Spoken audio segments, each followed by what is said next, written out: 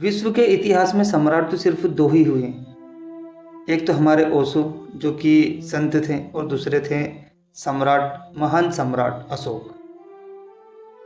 सम्राट उनको इसीलिए बोला जाता है देश में, क्योंकि एशिया महाद्वीप या विश्व को उठा के देख लीजिए आप, इतना बड़ा सम्राट आज तक नहीं आया। चंगेज खान आधा भी नहीं था सम्राट अशोक के पास, क्योंकि उन्होंने नेपाल, भूटान, म्यांमार, बांग्लादेश, अफगानिस्तान, श्रीलंका, पाकिस्तान, इतने बड़े बड़े देशों पर विजय प्राप्त कर ली थी, और अकेला एक शासक था इन सभी देशों का।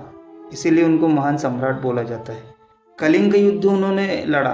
कलिंग के युद्ध में उनका दिल पिघल गया जब उन्होंने देखा कि 1.5 लाख जनसंख्या मरी पड़ी, तो फिर लड़ने वाले लोग कितने होंगे।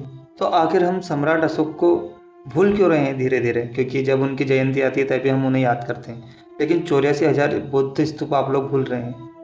उन्होंने इतना निर्माण किया है कार्य का कि आप लोग सोच भी नहीं सकते कि उन्होंने क्या क्या किया है, जो कि आज के ज़माने में आपके गांव के सरपंच या फिर आपके विधायक, मुख्यमंत्री, प्रधानमंत्री, ये सभी कार्य उन्हीं से ही सीखा है।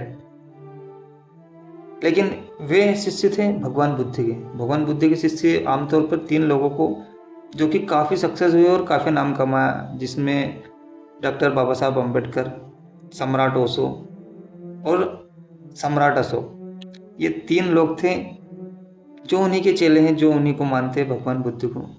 और बहुत सारे लोग आजकल तो बौद्ध धर्म, हिंदू धर्म को छोड़कर बौद्ध धर्म में आ रहे हैं लोग। लेकिन मौर्य वंश का खात्मा क्यों हुआ और कैसे हुआ, इसका वामन मिश्रम बताते हैं कि मौर्य वंश का आखिरी शासक था बृहद्रथ मौर्य। बृहद्रथ मौर्य जो कि उन्हीं का सेनापति था एक पुष्यमित्र शुंग नाम का एक ब्राह्मण व्यक्ति। अब उसी ने उन्हें धोखे से मार दिया, और तब से ब्राह्मण समाज की, ब्राह्मण धर्म की नींव डली, जो कि आज तक है। और सम्राट अशोक को हम लोग याद क्यों नहीं कर रहे हैं? इसी कारण, क्योंकि जितने भी बौद्ध स्तूप थे वे सारे जला दिए गए, और जितने भी सम्राट अशोक ने कार्य किए थे उन सभी के ऊपर पानी फेर दिया गया, और नालंदा जैसी बड़ी से बड़ी यूनिवर्सिटी को जला दिया गया।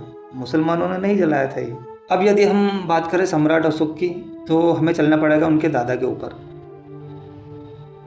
चंद्रगुप्त मौर्य। चंद्रगुप्त मौर्य का गुरु बताते हैं चाणक्य, आचार्य चाणक्य। लेकिन चाणक्य नाम का कोई व्यक्ति नहीं था, ये काल्पनिक पात्र है। जैसे स्टोरी में बताया जाता है कि चाणक्य चंद्रगुप्त मौर्य के गुरु थे, लेकिन कोई गुरु नहीं था, ये काल्पनिक है।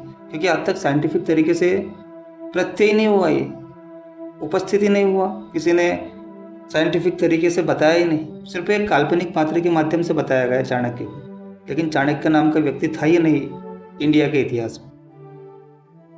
तो सम्राट अशोक के बारे में भी बहुत सारी गलत जानकारियां मिलेंगी आप लोगों को, लेकिन आप लोग सिर्फ फैक्ट के ऊपर ध्यान दीजिए आज की तारीख में, क्योंकि संविधान का ज़माना है और सभी लोगों को बोलने की स्वतंत्र आज़ादी है।